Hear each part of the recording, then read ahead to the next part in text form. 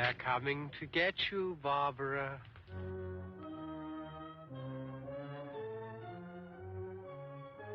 It's on, it's on.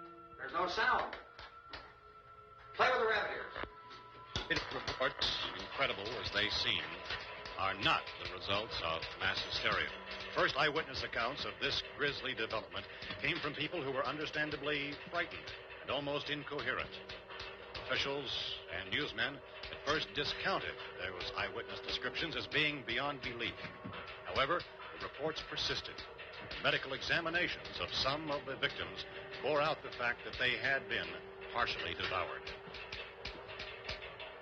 I think we have some late word just arriving, and I'll interrupt to bring this to you. This is the latest disclosure in a report from National Civil Defense Headquarters in Washington.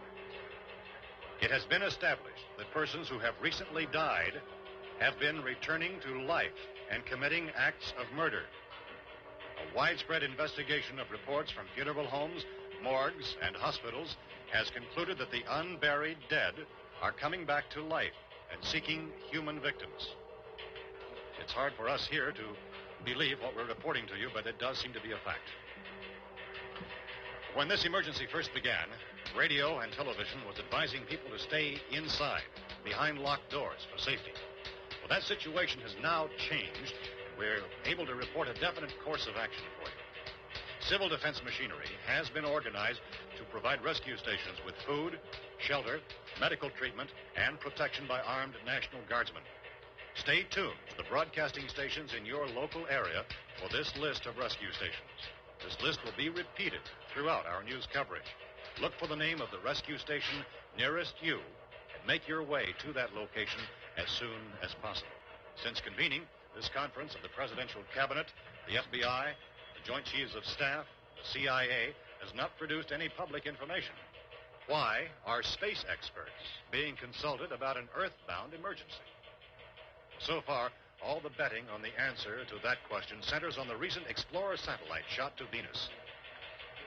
That satellite, you'll recall, started back to Earth, but never got here. That's the space vehicle which orbited Venus and then was purposely destroyed by NASA when scientists discovered it was carrying a mysterious high-level radiation with it. Could that radiation be somehow responsible for the wholesale murders we're now suffering? You're coming from a meeting regarding the explosion of the Venus probe, is that right? Yes, that was the subject of the meeting. You feel there is a connection between this and the phenomenon? There's a definite connection. In other words, you feel that the radiation on the Venus probe is enough to cause these mutations? There was a very high degree of radiation. Well, just a minute. I'm not sure that that's certain at all. I don't think that has been only logical irrefutably explanation proved. that we have at this time. In other words, it is the military's viewpoint that the radiation is not the cause of the mutation. I can't speak for the entire military at this time, gentlemen. This seems to I be... must disagree with these gentlemen presently until this is irrefutably proved. everything is being done that can be done. We'll have to hurry for our next meeting. And Professor, you feel that there is a definite connection between them? Definite connection as far as Dr. Keller and myself. Doctor, please. I thought we decided that is not proved yet. Was the satellite, when the satellite was exploded? An unusual amount of radiation, enough to cause mutation under certain circumstances. Could have happened. Have a bearing on it. It does seem to have a bearing. Will there be a reply for the later? Yes. There will be a reply. Yes. Later this afternoon. There will be a report this afternoon. Well, perhaps there will be a report, yes. a more full report. Will you close the window? We are doing everything possible to solve the problem.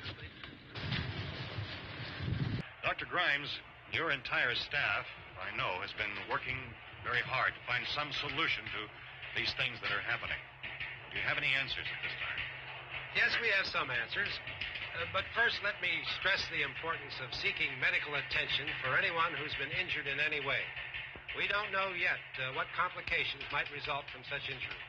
In the cold room at the university, we had a cadaver from which all 4 limbs had been amputated. Sometime early this morning, it opened its eyes and began to move its trunk.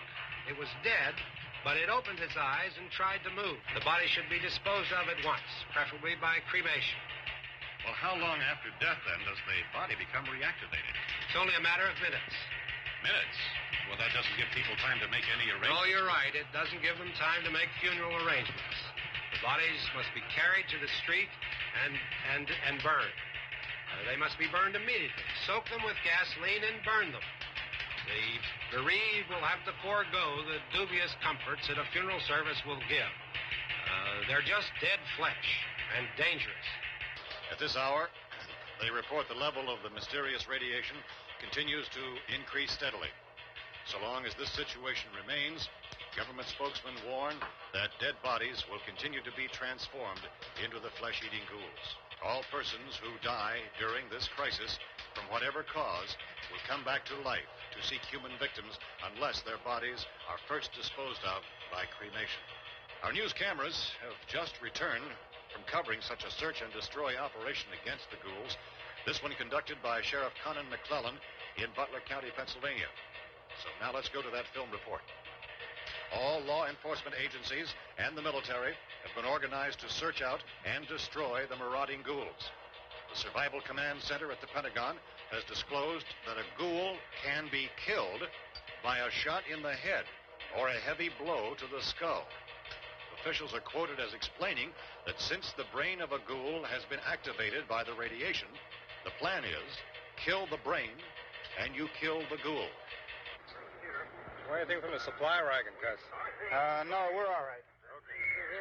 Hey, Cash, put that thing all the way in the fire. We don't want it getting up again. All right, I got you. Chief McClellan, how's everything going? Oh, things aren't going too bad. Men are taking it pretty good. You want to get on the other side of the road over there? Chief, do you think we'll be able to defeat these things? Well, we killed 19 of them today right in this area. Those last 3 we caught trying to claw their way into an abandoned shed. They must have thought somebody was in there. There wasn't, though. We heard them making all kind of noise. We came over and beat them off, blasted them down. James, as soon as you're finished, can I see you here? Yeah, okay. Chief, if I were surrounded by 6 or 8 of these things, would I stand a chance with them? Well, there's no problem. If you had a gun, shoot them in the head. That's a sure way to kill them. If you don't, get yourself a club or a torch. Beat them or burn them. They go up pretty easy. Well, Chief McClellan, how long do you think it will take you until you get the situation under control? Well, that's pretty hard to say. We don't know how many of them there are. We know when we find them, we can kill them. Are they slow-moving, Chief? Yeah, they're dead. They're all messed up. Well, in time, would you say you ought to be able to wrap this up in 24 hours? Well, we don't really know. We know we'll be into it most of the night, probably into the early morning. We're working our way toward Willard, and we'll team up with the National Guard over there, and then we'll be able to give a more definite view. Thank you very much, Chief McClellan. This is Bill Cardill, WIC TV 11 News. Yeah, they're dead. They're all messed up. By now there are no more screams. They're coming for you, Barbara. Look, there comes one of them now.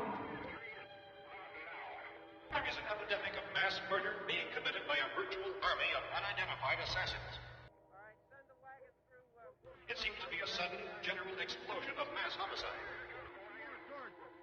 Consistent reports from witnesses to the effect that people who acted as though they were in a kind of trance were killing and eating their victims prompted authorities to examine the bodies of some of the victims.